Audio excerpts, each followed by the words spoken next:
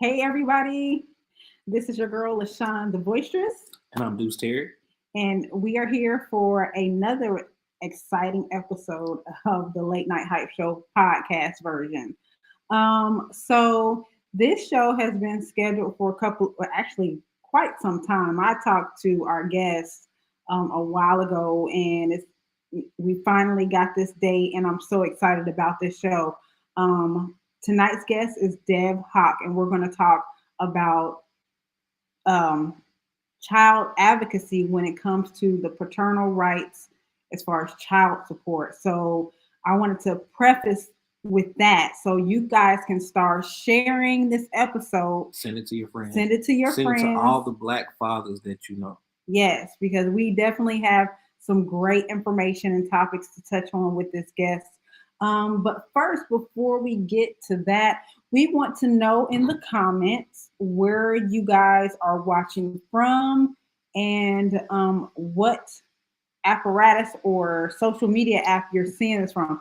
I actually have one of my pinned posts on one of the chats, so just ignore that. It's from a class that I had earlier. A lot of you may know or may not know, but we are the owners of a voice acting school. It's going to be rebranded into Dynamic Voices, a boutique voice acting school. We do it kind of like part time for a living and make a lot of good money off of it. So, Extra coins. yeah, and we just got finished doing a beautiful story of Sukkot, which is kind of like the Hebrew Christian Christmas story, and a love story that is very high ranking on Amazon, a bestseller on Amazon, and we got the honor of doing a audio version of that. So we're excited that Put our skills to the test. yeah, and that our voices will be heard forever around the world. So if you're looking for something to get into to make some, it's not really passive income, but I would say that it's kind of like legacy. It's another stream of income. Another stream of income, and it's legacy building. Once you get your voice out there in different avenues, it's out there forever. Like your children's children will be able to go look things up online and hear, their ancestors doing their thing. And so that's what I love about it. So if you're interested in that, you can Google LVAMU, LaShon's Voice, or LVAMU Voice Acting School. You Google that, it will come up in the search, and you'll see that we have a 90-day course. It is $3,000, but it's well worth it. And then we have a crash course that we're doing for a limited time, which kind of condenses everything down. And we'll be running that special for a little while. So if you're interested, you can message us about that. Right. So after this particular show as well, we also have After Dark. Yes, After Dark, it is on 8 different stations. It was 9, but we're going to be back up to 10. We have some wonderful news about the expansion of that platform. We're adding on magazine opportunities. So we're going to go back and talk to each one of our guests and maybe even do some add-ons to each of the interviews. So a lot of this will have transcribed and put in articles on the R Report magazine. So we got a lot coming. Deuce is coming with Hip Hop South and Critically Acclaimed. Those are going in the magazine. So more content just going out all over the globe. So we are busy and happy to bring these opportunities to you. Also, support the Tipping Point Podcast, where it features these 2 books, Tip the Damn Waitress and Black People Don't Tip. There you go. Also sold on Amazon. Yeah, so just look those up by title. You'll find those right on Amazon. And we're definitely excited to be able to get that out to you. So that's the rundown with no how you say much further ado, how you say it? Without further ado. There we go. We're going to introduce our wonderful guest who's been patiently waiting, Mr. Dev Hoc. Hey. Man, what's going on? Hey, what's going on, guys? What is going on? So I saw one of your posts on Instagram, and I was just like, this guy is amazing, brilliant, and just steadfast in his pursuit to even the playing field when it comes to childhood rights. And I reached out to you, and here we are. So I want to first say thank you so much for taking your time to be on the Late Night Hype podcast with us. Well, thank you for having me. I appreciate you tapping in and just bringing me in as a guest to shed some light on these things we talk about, parental rights and just child advocacy. Now, of course, I don't want to assume because I don't know your story, but what made you get into this to start representing other fathers? Did you have a personal challenge with this?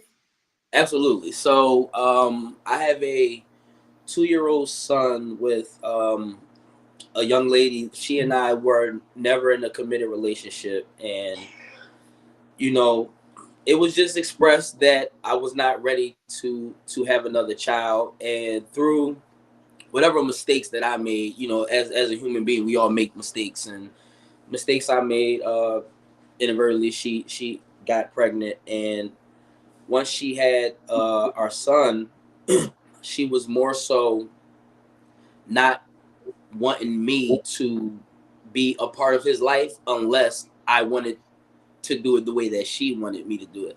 And long story short, what ended up happening was there was a lot of bickering back and forth about if I was able to get him and spend time with him. And all of a sudden now she doesn't know who I am. I don't know you and I don't trust you. Mind you, I have a 4-year-old son already. So it was just crazy. And then she went and filed for custody, and then she went and filed for child support, and I was willing to get 50% custody of my child. I was more than willing to make sure that he was taken care of, but the way that the system is actually in place and the way that it was operating, there was a lot of hiccups that was happening, and that's when I talked to other people who were parents and fathers and that was going through this system, just getting their understanding as into how this thing was working.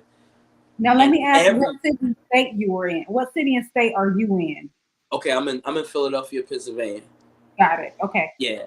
So everybody that I spoke with, it's like, man, yo, you just gotta pay. If you don't pay, they're gonna lock you up or take your driver's license. And I'm like, well, why do I have to even be on it? Like, I'm willing to take care of my child, and that's what forced me into learning the system and the process of how everything worked out. And then effectively, I beat the very first child support case that they had against me, and I lost the custody through the system, and we'll talk more about how the system works here in a second. But I lost the custody, and I won the child support, and then I thought that I was free and clear of having to pay through the system until just recently, this April, they hit me with another child support. For this time, they held me in default, and then I was now responsible for paying child support through the system. But happy to report, I have. Now you're responsible for paying the amounts or months that you missed. While, like they say, default, like you just like playing catch up. Exactly. So it was what a default was. I didn't show up for court. So because I didn't show up for court, they made a decision without my presence, and then they held me to be responsible for arrears. And effectively, November 27th, I beat that case as well. So I no longer have to pay that system. I don't owe the arrears that they claimed that I owed, and yeah, it's all a thing of the past now. It's a lot of myths and a lot of questions that people have. So some people prefer to pay through the system to show documents or receipts or to keep up with it, to show proof. You know what I mean? It's no common ground for parents to, like a half and half for daycare or whatever. It's always it's about the money. I myself pay child support. My son is 12 now though, but I'm not legitimized. He doesn't have my last name. So I know dozens, hundreds of guys who've gone through this. But one of the questions a myth or rumor that I've always told, that the child support that we pay basically covers health care. Like I live in Georgia, so that covers his peach care for the state. Is that something that's common or something that you've heard before? So, oh man, so many intricacies when it comes down to child support. So it really just depends on the aspect of what they call the custodial parent. So if that Mhm. custodial parent is a recipient of public aid, whether that be welfare, medical, BT. and food stamps, things of that nature, your money goes to repay all of those grants that they've allotted to her and the child.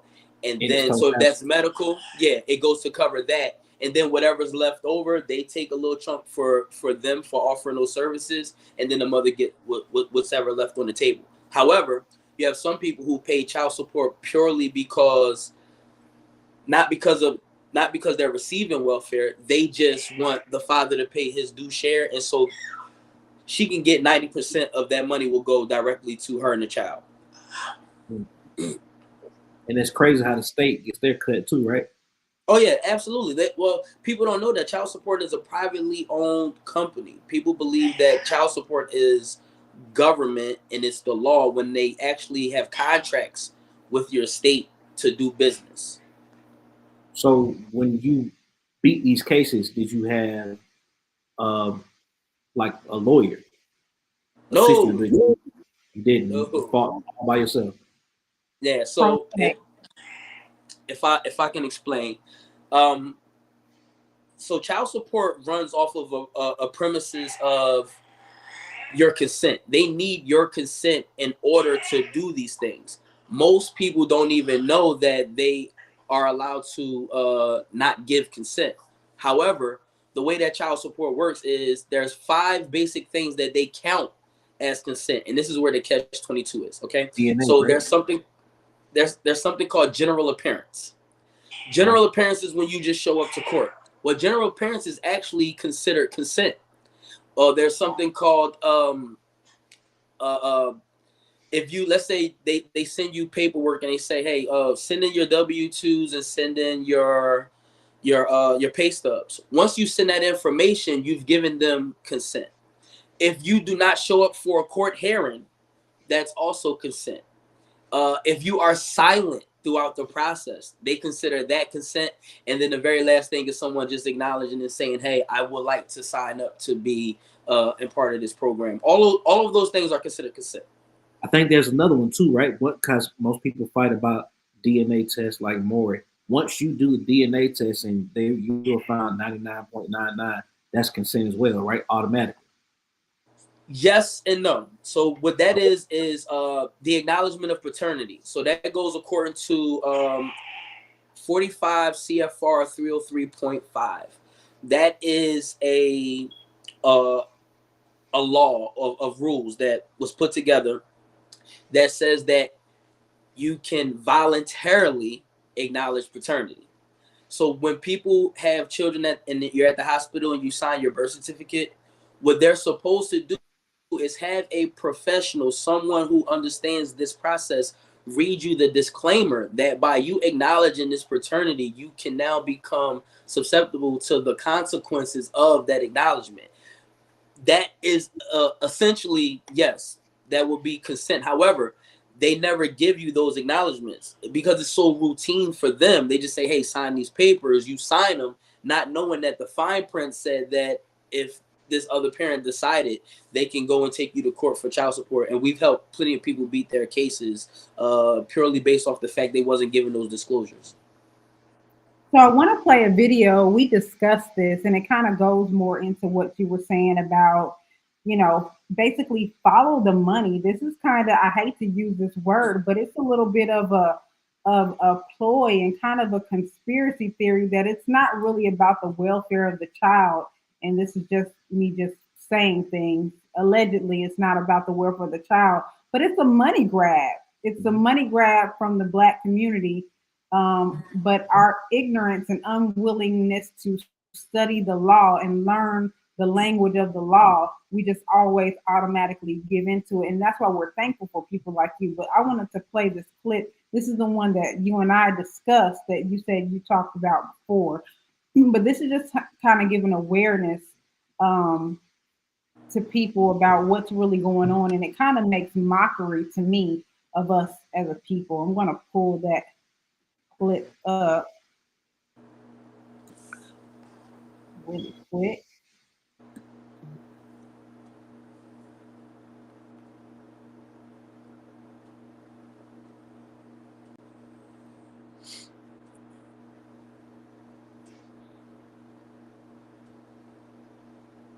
Oh man. Oh come on. Still sharing. Oh yeah. Give me just 1 second. I just gotta update the time. Yep. So while you're doing that, it's 100% a money grab. It's not a theory. The results are in. Um, it does not. Child support has nothing to do with the well-being of your child. They just use that as the marketing tool so that they can profit. So I got a question as well. How Yeah, important absolutely. was a part of the process as you winning the cases or fighting against the case? Wait, no, I'm sorry. I couldn't hear that last thing you said. I was asking about legitimization. Like when you get legitimized as a father, it's almost giving you equal rights, I would suppose. How important is that against fighting your case So a or lot of winning your people have yeah, go a ahead. lot of people have different theories when it comes down to that.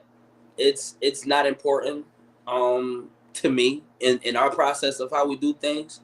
What it all boils down to is what your rights are as a man or woman, what your rights are as an American, and if those rights that are supposed to be guaranteed to you by the Constitution are violated, no matter what your circumstances are, whether you're legitimized or not, you can overcome those violations.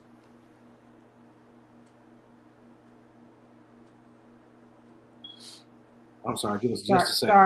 sorry. I wanted to play this video, That's what I'm but saying. Stop sharing and then just go fix it. okay. Here it is right here. Sorry about that. No, you good. The state is profiting off of child support. Correct. And in most states, the Judicial Retirement Fund is funded from this money. So the more child support that's issued from the family courts, the larger the judicial retirement. That's crazy. It's a massive program. It's the size of the largest defense programs. So the incentives are absolutely huge. If the state is profiting on I'll say run it back one more time for the ones who missed it. Oh yeah. You know So how people use big words. that said a mouthful because that just shows even almost with the prison systems that being a privatized Social Security. organization as well. Yeah, like the money that's made off of it because a lot of people don't know with the prison system, like this child support system, if they have a private prison in their state, um, the state gets fined if they don't have a certain percentages of the beds filled in Bill. that prison. Yep. So it's like the same dirty politics in the same system, and just criminalizing driving, making that something that you go to jail for, like all those types of things. And I know In the case where you get your license taken, you know how many things you can't do without a license? right. So, Yeah. like you said, go ahead. Go ahead, boss.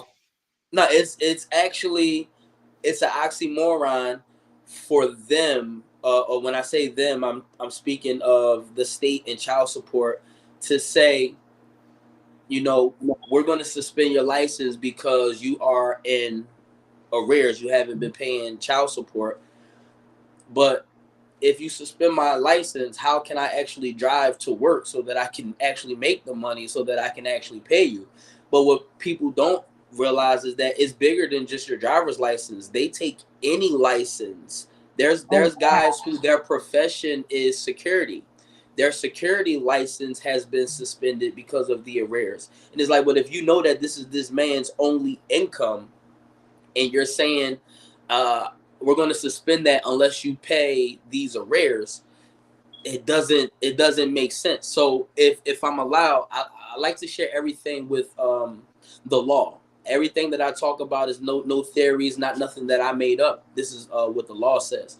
So there's a particular United States code which is 42 USC 658 lowercase a. Now, this is what's important about that. The name of this particular law is the incentives for the child support program. So child support are incentivized by 3 different categories.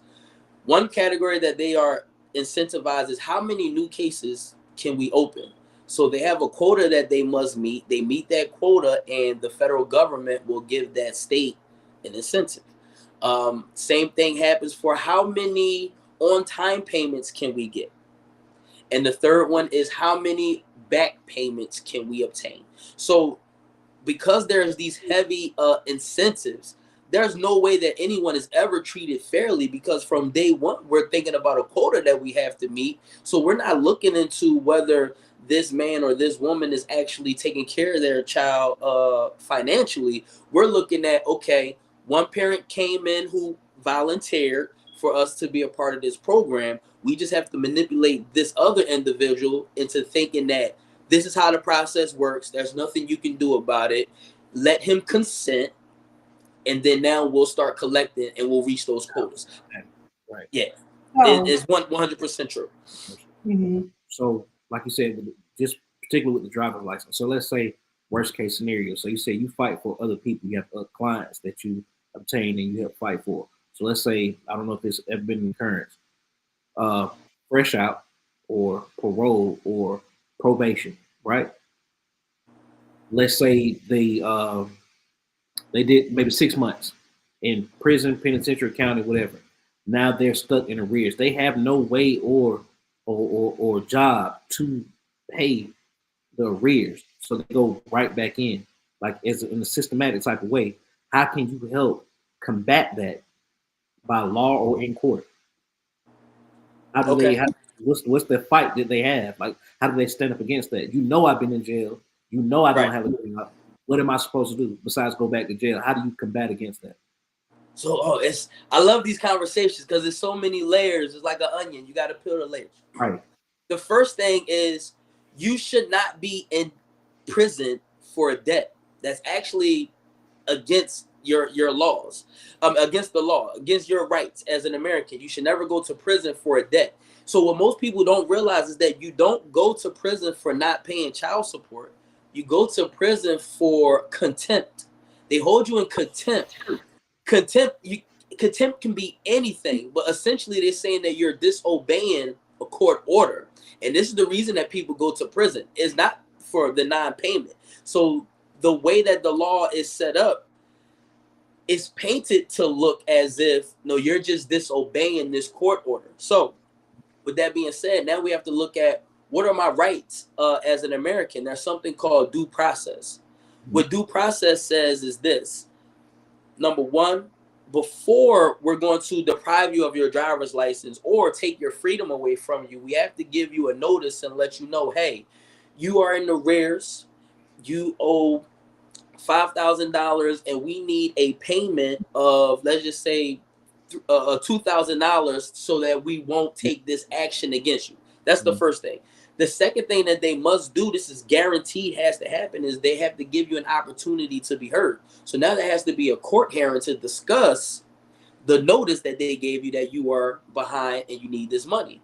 Well, when you have that hearing, the only thing that they can talk about is your ability to pay. So what's your ability to pay? I just came home from prison. I was in prison for 6 months. I now owe all of these arrears. You can't hold me in contempt because the only reason that I haven't been able to pay is because I'm considered indigent or I'm poor right now. And because I'm poor, you cannot put me in prison for my financial status. You have to now prove that I'm willingly not paying, meaning you got to show, bro, you got $60,000 in cash and you're buying cars and you're doing this and you're not taking care of your responsibility. 90% of the time, they never do that. But because individuals don't know what their rights are, they think that, oh man, I haven't paid. And then they consent to allow these people to violate their rights. And so what I do is I teach people, first of all, learn what your rights are, learn what they can do and can't do, and just understand you can never go to jail for a debt. It's unlawful. Right. So One more time. So when you go to jail for contempt, maybe for another 6 months, can they keep adding those amounts up in arrears? Is that legal as well? So another thing that people don't know, when you're in prison, it used to be a thing that they considered a person going to prison as voluntary indigency, meaning because you went to jail, you are voluntarily putting yourself poor. However, because of the Supreme Court and all these other things that happen, that can no longer be considered the case. Indigent means you do not have the ability to make money. So once I go to prison, anything that I supposedly owe on a monthly basis as the obligor is what they supposed to call, that's what they call you. They are supposed to then do what's called a temporary stop or temporary suspension of that debt until you are back out into society and able to earn again. But if you don't know your rights, they'll do it. And there's people who've been to jail for years, but because they didn't know their rights, that's what happened to them. Right. So you have put together, you bundled some courses and some classes for people that you help them with the pro se process, and you kind of through this course and this bundle, you've walked them through how to fight these cases. Yes. So, well, let me say this. First of all, I do a lot of free work. So I go on live on my Instagram. If you guys want to follow me, it's at Dev Hoc on Instagram. So I go live maybe 10, 15 times per week. Mm-hmm. I put up free lessons. And then when people need more information, I've written 5 books. I have about 6 classes. And I just put out my latest book, Child Support Deletion Blueprint, on November 21st of this year. Put out that ebook as well as an audio book. Because there's different forms of learning for people. Some people learn visually. Some people like to read. Some people like to listen. And then I have these training videos. I do one-on-one coaching. I do consultation. There's so many things that I can teach. And here's the thing. A lot of people that are on child support, financially, they're strapped. So because of that, I'm not the person trying to tap more into your pockets as the child support agencies are. That's why I give a lot of free information. Mm-hmm. However, now when you need more of my personal time and you want me to explain more things to you, then you just have to invest in that time. So yeah, I have several courses. I'm not sure which one you were speaking of exactly. I'm sorry. Well, I've seen the bundle, but I'm always on your page, or you always come up in my feed, so I'm always sharing and liking and stuff like that. And so for the people who are viewing, the IG page is going across the bottom of the screen, so make sure you go on IG and like and share and support. I can't remember the question that I had earlier, but that's okay. But you know, I guess I would just kind of make a statement. Just taking a step back from this, you know, any situation where there's a conflict with mother and child, or mother father with the child in the middle. Do you ever have any women that come to you for advice? Not just fathers. You have women that come to you when they're kind of on the other side of child support. So yes, two things. I got a lot of women who are actually the obligor. They're supposed to pay child support. I have a doctor. Her name's Dr. Michelle. She's she works at a hospital. Long story short, she makes a lot of money. She lives in Minnesota. Her children are living in California with her ex-husband. And because of the money that she makes, they go after her. And right. So she's been one of my students who I've been assisting with fighting. I have several women, but now as far as does anyone come to me and say, hey, how can I get child support from the father? No. And the reason why is because the child support agencies make that very easy. That is not a problem for anybody to know how to get child support. So no one comes to me for that. And I don't advocate it either way. I believe that there's men who deserve to actually be in that program, but the system is so dirty that you can't even tell who's really supposed to be there or not. However, yeah, there's guys who deserve it. I don't partake in showing someone how to go after somebody for money. Got it. Got it. So you help people understand the language and navigate and learn, the I guess what they're obligated to do, and like you said, enforcing due process. Congratulations, I want to say to you on winning, you know, and documenting the process and showing that these cases can really be won, because a lot of people are afraid to really get out there and step out there. Um, Again, not knowing their rights, and kind of being pushed in the corner to think Mm-hmm. that there is only one way to solve these problems. Because I know there's a lot of fathers that they want to be an active financial part, they just don't want to be forced through the system. Mm-hmm. They just don't want to do it that way. And then of course on the other side, I don't really have children, so I only look from outside looking in. Outside looking in, right? Yeah. So, but you see that sometimes the only reason why mothers put, like you said, like your situation, she was unhappy because the relationship didn't go the way she wanted to. So she kind of used that as retribution or revenge or whatever you want to call it. And I kind of think that's abuse of power. Like you said, they make it so easy. Yeah. Anybody can do it. Well, you know what? I identify with a lot of the guys. Like, so, man, I can't even tell you how many consultations or private one-on-one conversations that I have with guys. I've had guys on my live literally cry in tears, showing vulnerability, as in to say, like, I don't care about the money. I literally just want to be involved in my child's life. I really just want to see my child. But this whole system has been weaponized against me. So, and that's really what it all comes down to for me. And I want to put that out there, that I'm not advocating that no man not take care of his child financially. But I also encourage people to go and get their fair share in their quote unquote ownership when it comes to their child, because you have a God-given right that's before the law to have 50% custody of that child, because you helped to create that child. Now, unless you're considered an unfit parent, someone who is a murderer, violent, or involved in some type of sick pedophilia or something, then yeah, you don't have those same rights, but everyone else does. And then there's no people say, well, the state that I live in, they're on the mother's side, and I say, yeah, because you don't know what your rights are. Once you understand what your rights are, it don't matter what side they're on. Most of the time, you can always come out on top. And I also want to say, this is the stigma of the word deadbeat.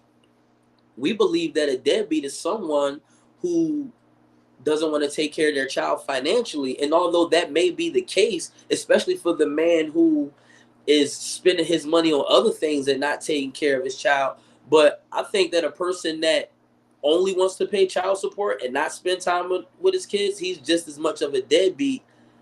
Because you have some guys who, they're like, yo, I work at Waffle House, okay? I make $12 an hour, $10 an hour. I'm not really making much money. I just want to be involved in my child life. I think that he's that person who spends as much time with his child is more of a great father than a person who can only take care of things financially. Because our children, our sons and our daughters, need to have that positive male role model in their life for different aspects as they grow. And it's more important than money. And people just have to realize that it's not about the money at all. What happens in those extreme cases where a father or a mother comes and picks up the child and takes them and never brings them back? Like how do those go? Okay, so, well, when it comes down to whatever agreement that you have with the court. So for instance, I have zero custody of my youngest son. His mother has 100% custody, so she can dictate when I can get him, when I can't get him. hypothetically, if I was to have, take my child and she say, hey, you need to have him back here tomorrow at this time, and I was to decide to keep him just for 2 days longer, I can be arrested for kidnapping because I don't have that those particular rights. Now, when you have what's called 50-50 legal, it's different from 50-50 physical. There can be a little bit of discrepancy, and then you have to go to court to argue about certain things. There's a lot of aspects when it comes to that. However, if you disobey that court order say you're only supposed to have them every other weekend, and you try to keep them longer than a weekend, yeah, you can definitely go to prison for you can be held in contempt, basically. Okay, so it's not like kidnapping or anything like that. It can be, and I've dealt with plenty of cases. There's the system when people don't know their rights. I got guys who they had 50-50, but their baby mom then moved to another state, and now he can't have his 50-50. He's filed the contempt in court, but the courts won't do anything about it because it's 50-50. So it's really not kidnapping, even though she's disobeying the court order.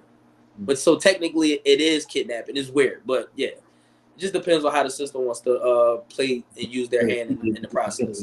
Highest degree. Yeah. Mm-hmm. I was gonna say, not particularly like I said, combat against, like as you fought against. Maybe just a personal opinion for the women who abuse the child support money. Listen, it's a good game. It's a good game. She can have I get it. 3, 4 kids, no job, Section A, $25 in food stamps. My man's working 2 or 3 jobs. Maybe she got 2 or 3 baby daddies, and she just sitting at home collecting check. Maybe she Big might money. maybe she might sell the food stamps. You know what I'm I saying? love She buying Eunice wigs, frontals. She getting her toes done. My boy is struggling. My boy ain't had a good decent minute because he had work all day. Right. They take his whole check, right? Like, and she living it up. But it's all based on the fact that he doesn't even know that he can fight against these things. He doesn't know how to fight. I'm sorry. How do you fight that? You don't have any receipts on that particular. You know what I'm saying? Yeah. How can you show these wigs he wearing cost $800 and my child support check $800? That don't add up. Now my baby ain't got no clothes, and I do get them. Smell like marijuana. Right. Judge, Nah. So the first thing I tell everybody when some people say, "Hey, yo, Dev, how do I get started? What do I need to know?" It's an onion. It's a lot of layers that you have to peel back. But the easiest things that you can do right now is get your state's child support guideline handbook. They have a handbook. Get it, read it. Most people don't even read the freaking handbook. They don't even know that they tell you in the handbook the things that they have to do, that they can do, and that they can't do. Most people don't even look at that. So start there. The second thing is learn what your rights are as an American when it comes down to due process. If you understand the fundamentals of that, it becomes easier to start learning the extra things when you tap into somebody like myself, who I speak these things all the time. And it sounds like Chinese because it's like, yeah, he's speaking English, but what is he talking about? I try to break it down in a way that a 5th grader could understand. So you have to start with the basics. What does the guidelines for your state say as to how this thing is supposed to run? What are the state codes that talk about child support and what they're supposed to do? And then what are my rights? What rights do I have as a parent? What rights do I have just being an American in general? Like what things, there's something called equal protection. Equal protection says that you are guaranteed to be treated equally than, say, the other parent. When so many people are like, well, that can't be the case because when I go to court, they're all on the mother's side. I said, that's because you're not arguing your equal protection rights. They see you as a lick. They see you as somebody that they can get over real quick. They run hundreds of people through here throughout the week, and you just so happen to be one of them. So when you start going in there like you got some sense, they speak to you different. They still fight to try to rape you for as much as they can, but they have to be a little bit more cunning in their actions. And then the more that you show that you know something, it turns around for a lot of people. You'd be surprised how many messages I get from guys that's like, yo, Dad, I went to court today. He said, they never called me sir. They was calling me sir in there just because of the way that he started to speak and use their laws to make them uphold what they say that they're going to do. Is a different level of respect that you start to get because you're not just a run-of-the-mill hole puncher, basically. And that's what I was going to ask. Have you ever been in there where it's like they look at you, you know, with your ball cap and your shirt or whatever, or maybe you dress a little different when you go to court to represent, but they think that they're going to get a certain vibe or personality from you, and you come at them with the knowledge. And I just wondering, like, does the temperature change in the courtroom, you know, when they see that, oh yeah, he knows what he's talking about? Oh yeah. So I'm a little bit different, and I don't want to come off cocky. I don't want to be like an arrogant person, but so the name of my program is Title 4D University. So Title 4D is the branch of child support that enforces. So I have Title 4D University. Every time I go in there, I'm wearing Title 4D University apparel. So I go in there setting the tone off the top, and I'm very quiet. So when I go in there, I listen because I'm looking for the key things that they're going to say on the record that I can then use to my advantage at the end of the day. So I let them get off what they want to say, and then I start hitting them with objections. I start saying the law. I've had a judge lie to me and tell me that child support was not part of the Social Security Act. And she was so convincing with what she said, and I know my stuff. I was like, yo, is she right? Like, she had me questioning myself, but I stood tall on knowing what I knew. I objected to those things, and now I had the record to show. But long story short, they try. They do this Monday through Friday from 9 to 5 every day of the week. What relevance was that you had to argue that point? Why was that a clever lie to say that these two were not, or they were tied together? I can't remember which one you said. Yeah. Why was that critical? It was critical because every law that I was presenting in my defense were from the federal United States codes. And she said, well, Mr. Hockaday, you're using federal codes. And I said, because child support is a federal ran program. She said, it is not. This is ran by the state of Pennsylvania. I'm like, ma'am, child support is part of the Social Security Act of 1935. I said, Title 4D, in fact. She said, I don't know where you're getting your information from, but you're wrong. That's not what child support is. But I got it on shirt. Because right, but here's the thing. I believe that she felt that I was only repeating something that I heard on the internet. Because if you're that person that only taps in and you listen to a few things I say and you take it to court, they will test you. Because if you don't know what you're talking about, they could pile drive over you now because they're like, yeah, he just repeated some stuff that he heard. I wasn't that person. So, but I spanked her on that particular hearing that she didn't want no smoke. She sent me back. She was a real judge, and she sent me back to the magistrate who made the decision in the first place because that was an appeal hearing that I had. So she sent me back to him, and then when I went back to him,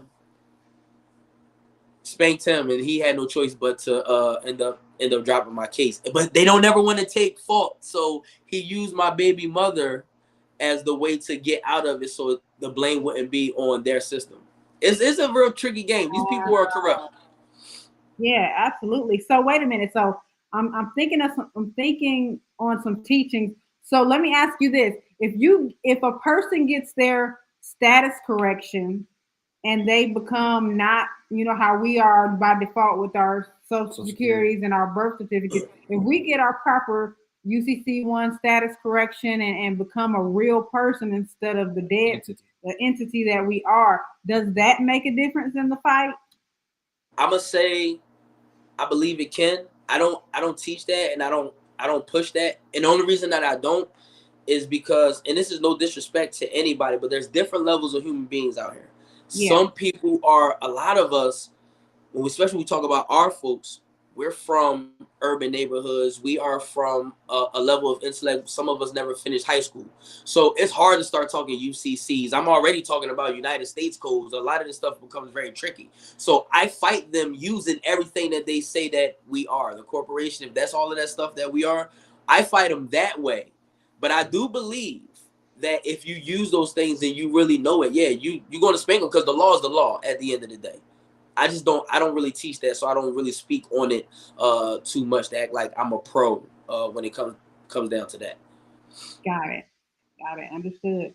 I mean, this is great stuff though, because like I love okay, let me ask you this. How has social media been in helping you get the word out? Like when you got into this situation, did you ever see yourself as an advocate, or once you saw that there was a formula to get out of it, you were like, I can help my fellow man? Like, did you ever envision, or have you always been the type of person?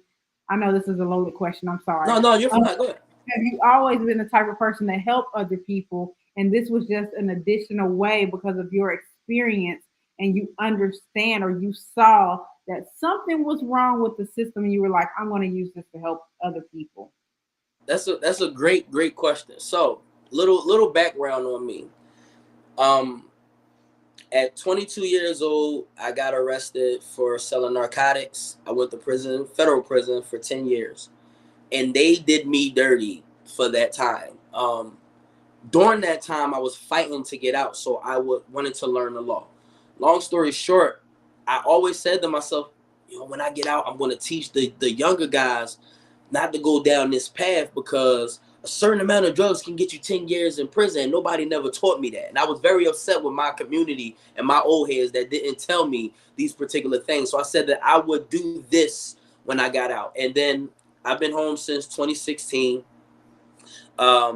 just going through, trying to find who I was again, created businesses, things of that nature. I was fixing credit. So I was helping people fix credit.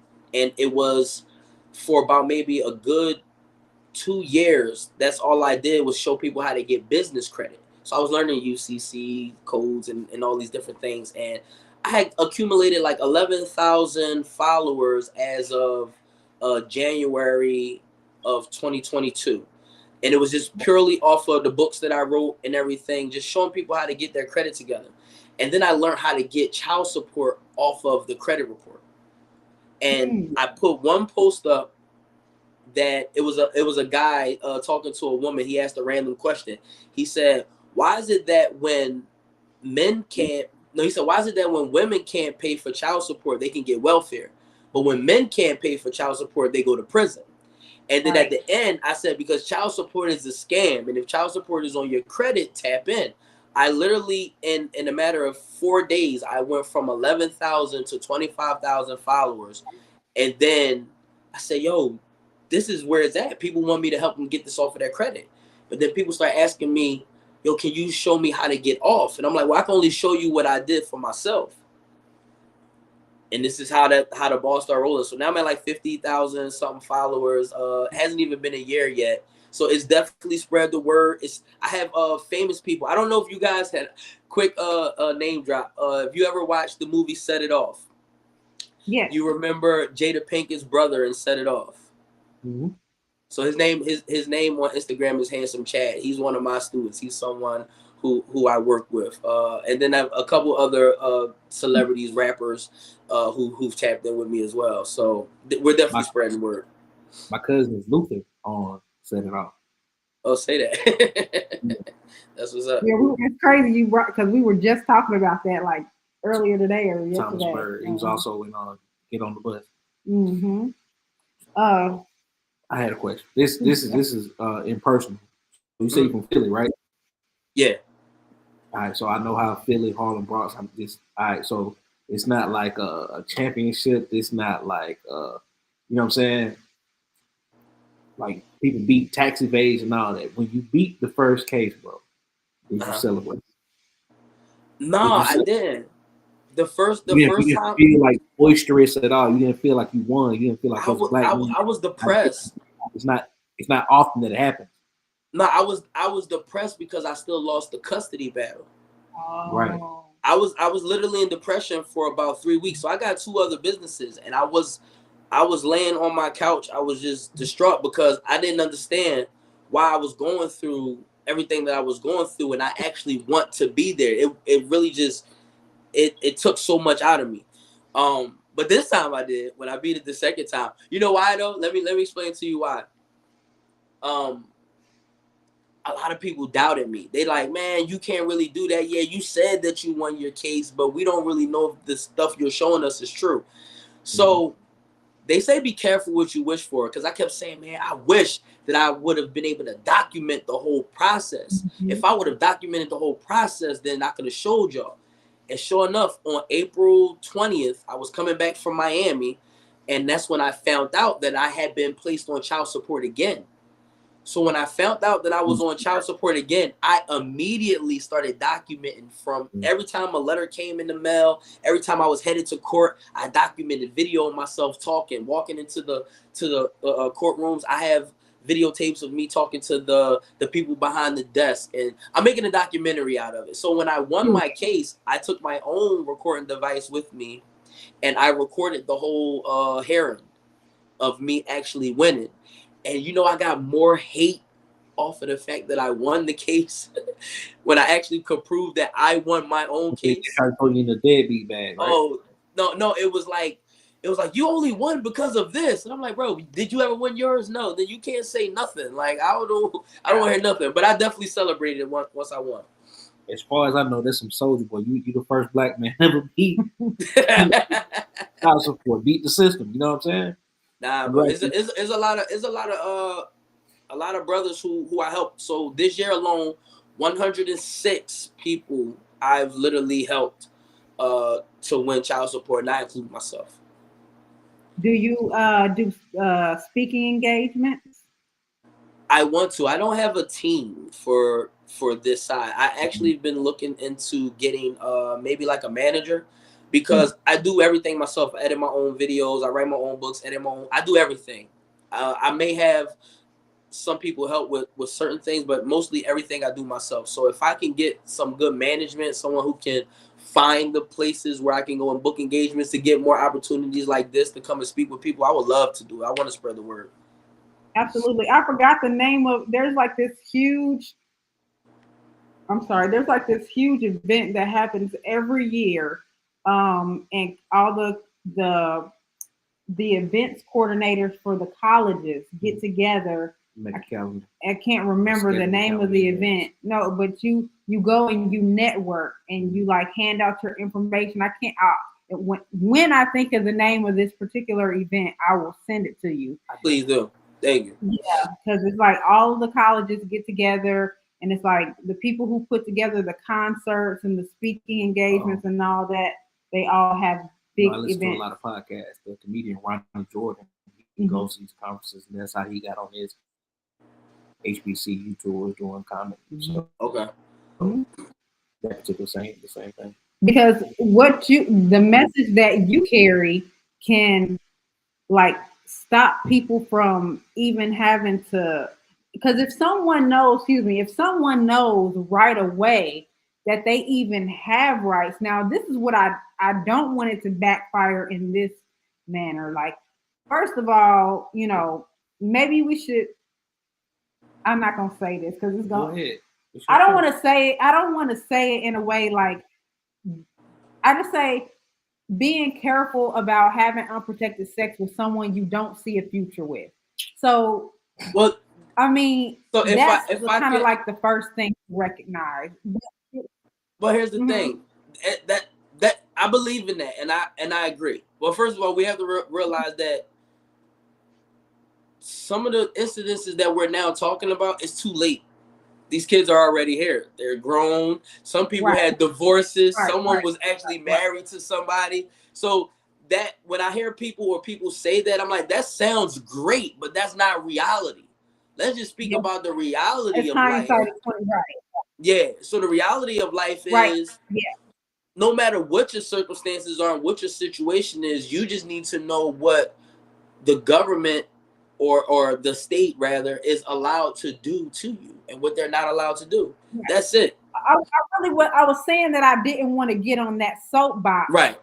I'm saying that's part of it, because I don't want to make people say, well, even if I do, I know that I have rights if it does. Like, I don't want people to be careless with what you provide, because now, yes, like using the ammunition that you provide to say, well, if she do try to get me, I know that she can't because I learned that you got this, that, this, that, this, and that other. So right out the gate, they know how to fight it inadvertently, should they knock somebody up. That's kind of like if you go into people talking about the UCC codes. If I switch lanes a little bit, it's like, you knowing that, or I could run up a bunch of credit card debt, and I could just get it knocked off and cleared. Like, you can't stop nobody from doing whatever they want with information. Like, guns are not supposed to be used for monstrous things, but it happens. That doesn't mean guns shouldn't be sold. So I tell people that this information I give to you for free in certain aspects, and then you have to pay for it. But most deadbeats don't even, they're such a deadbeat within their heart and soul that they wouldn't even take the time to study this stuff, because it's not a walk in the park.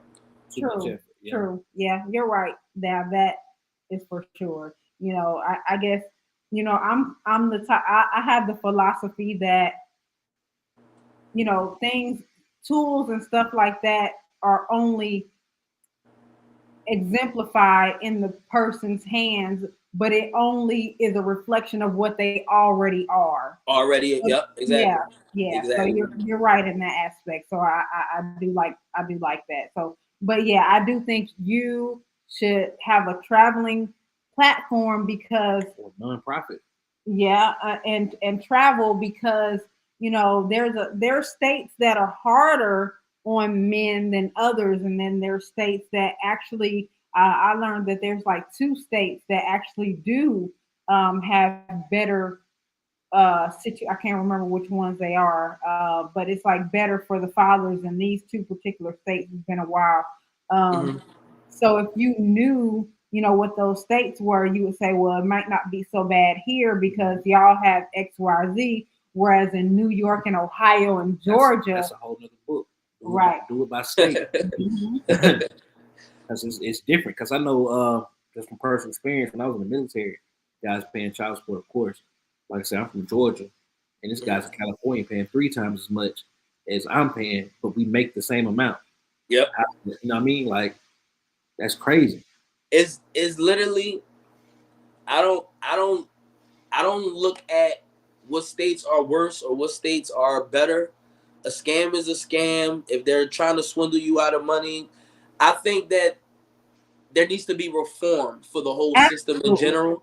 And I think that the reform, because I don't want people to think that you're not supposed to take care of your kids. People have this misconception that I'm teaching you how to be an irresponsible parent to not take care of your responsibility.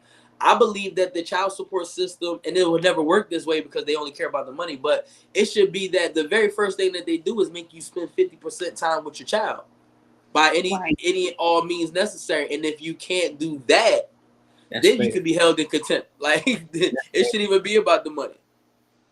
But then if they do that, then they can't make their scratch at the end of the day. So right. So there was a little bit of a crosshair that kind of confused me. So you said it's a federal program, but it's also private. Can you tie that loose end up for me? Because I guess I didn't reconcile how. Okay, that's cool. So there's a Supreme Court case. It's called Blessings versus Freestone. In this particular case, there were 5 women in the state of Arizona who was suing the child support agency because they said, hey, we put in our application to get child support. We were supposed to collect on that child support. The baby fathers paid their money. You collected that money, but you didn't give us our share. Oh, wow. Then the Supreme Court basically had to say, well, the only reason that you didn't get paid is because the mother or the child is not the who the child support payments are meant to benefit. They were meant to reimburse the state for the grant that they give them. That's why it's a federally ran program. When someone is on on welfare for their children, they're giving grant money, free money. But then they say, well, look, if we keep doing this, we won't have enough money. We need to figure out a way to make these fathers responsible Who for said their. that? Who said This that? is what the state said. This is what the government said. So like, let's say, and I'm just using round numbers, right? So let's say that the federal government allots $700 billion per year for these grants. Okay. They disperse them throughout each state. So the state only gives that money to those who sign up for the welfare program. Now they need to recoup that money because they need to pay their salaries. They need to make sure that their lights stay on because they are all ran individually in each state. None of the states are band together. That's why they all have their own laws. They all do what they want. So now if I go to enforce and make this guy pay his fair share, we didn't gave his baby mama $400 this month. His child support payments is $750. We gonna go ahead and take our $400 that we gave to baby mother. We gonna take another $50 for the services that we render, and then we'll give baby mom whatever's left over. So that's for someone who's receiving welfare. But then you have someone like my son's mother. She has a great job. On paper, she makes 3 times the amount that I make. So when they were collected from me, she received 90% of that money minus the fees that they charge to enforce. So that's the private side because the state is not really involved. The child support agency just hired the state to enforce against me. It gets complicated, I know, but that's how it goes. Yeah. No, I get it. But doesn't it work like, okay, so I don't know how deep you are into the laws with the UCCs and the private and the public side, but we all technically, everybody who has the birth certificate has a fiduciary account that's connected to the social. Isn't that money technically when the welfare pulls that and attaches it to the guy, isn't that money technically coming out of that account? So the state is really getting paid on the public side and the private side by they double dip. Yeah. Yeah, I mean, but that's credit card companies do it. The car company, everybody's doing it. Yeah, everybady's doing it. Back off that, right? Like you said, it's all based on welfare. This, that, right? So particularly, like I was saying about legitimization earlier when I was rambling. My situation, my son's mother, who was on welfare, was using Peach Care in Georgia, but was also using TRICARE as military. She had the option to pick and choose what benefited her for like particular glasses, dental, whatever. But because I was providing TRICARE, don't I supposed to receive like some kind of back pay? Like, you know what I'm saying? Well, you were supposed to fight that she doesn't need the Peach Care because I'm already providing. See, that's the thing. When you don't know what your rights are, they tell you, and you like, all right, well, if that's what y'all say it's supposed to be, it don't make sense because I got TRICARE, but y'all saying she need Peach Care. So it sounds ignorant, and most people just don't figure it's not worth the fight. Because if I keep fighting and I lose, they'll go up on the child support, and I just settle for what I got right now. I'd rather not fight.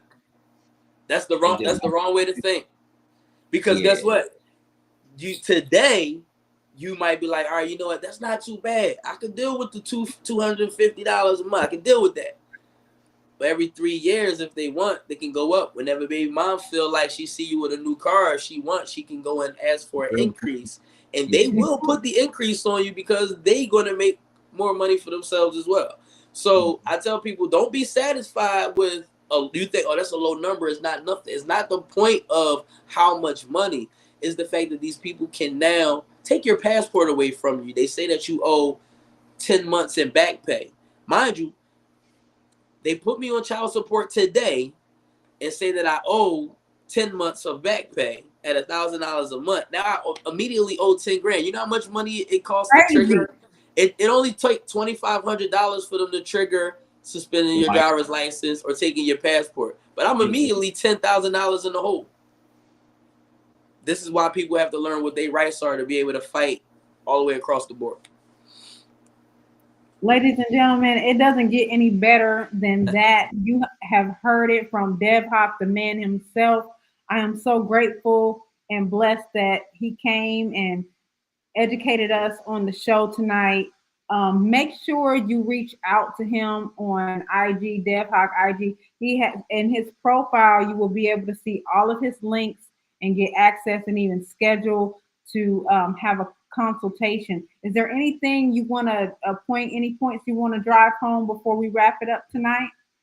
Yeah, sure. So first thing I'm gonna say is this: we don't support any deadbeat behavior. That's not what we're about over here. We are only interested in making sure that both mother and father know what their rights are. We actually advocate for people to be 50-50 um custodial parents to their children. Guys, mothers, if you're dealing with somebody and you feel that he has to pay child support, I really just hope that you're doing it for the right reason. Allow that man to be a father to his child, and then vice versa. Guys, if you are in a system where you had this one night stand or is with someone that you then none of that matters. The milk is now spilt.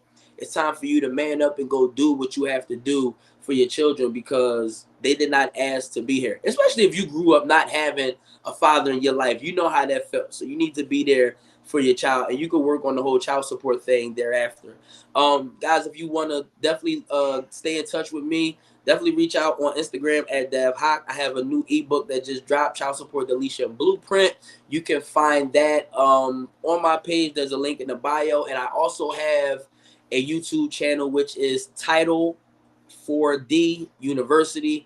Please go check that out, like, subscribe, and leave comments on the post. And thank you guys for having me on. I really appreciate it. This was pretty fun, man. Time flew. Thank you.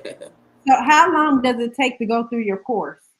About It just depends on which one you do. I got several videos for different strokes for different folks. But I'll tell you this. This can be something that you can be working on for 5 or 6 months if that's what you really feel you want to learn everything. I have crash courses that you can get done with in a couple of hours. So it just depends on which way you want to go with it. love it, love it. So, guys, there's no excuse if you feel like you've been backed in the corner. There is a way out, and Dev Fight Hoc back. is the guy. Fight back. Yes. Well, thank you so much. Thank you. You know, we will always refer. We know people, friends, family. We're gonna send them your way, and we'll tap in with you in a couple of months to check on you to see what else you got going on. And again, I thank you so much for joining us on the Late Night Hype Show. I'm with it. Thanks, guys. I appreciate it. Y'all have a Thank good you. one. Yep. Bye. Bye. Thank you guys for everybody who joined us tonight. I hope that this experience has been educational for you fathers who may feel hopeless, again, may feel like you're back in the corner with no way out, or you feel like child support is kind of like just handing it to you and making it so you can't have a life for yourself. Or if you're watching this and you're incarcerated and you're feeling the pressure because you know those arrears are backing up, that's not lawful. So we need you to understand that there is a way out. You see the IG underneath that, so you can definitely get in touch with Dev Hoc. Definitely a pleasure to speak with that gentleman tonight, and I hope that you guys, whether you see this live or on the replay, that you get a lot out of this. Also wanted to let you guys know it is 11:11. I had to point that out. But if you need advertisements, we are on 10 platforms and growing. We have advertising opportunities for you in between cuts. We can definitely showcase your product. We're also in the works of doing product testing for people, open boxing at the beginning of the show. So if you have a product or even a service, you want us to test it out or anything like that, we would be more than happy to do that on our show on live. And then don't forget about After Dark. I was just about to say that if you think this show was great, Yeah, go listen to After Dark. If you can't wait till 12 o'clock, you can check it out on demand on QSM Radio. Download the app. that's right. That's all I got. We're gonna talk offline. I got more. He's gone now. I got questions. All right, so that's the end of the show.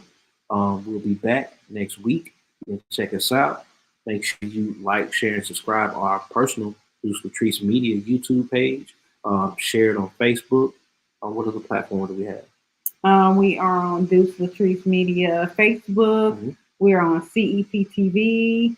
We're airing on there. We are on my LinkedIn, and we're on the Late Night Hype Facebook and the Late Night Hype, of course, Facebook and YouTube. All right. So when you see us, make sure to leave a comment. Let us know how you like the show, and we'll see you guys next week. Bye. Bye.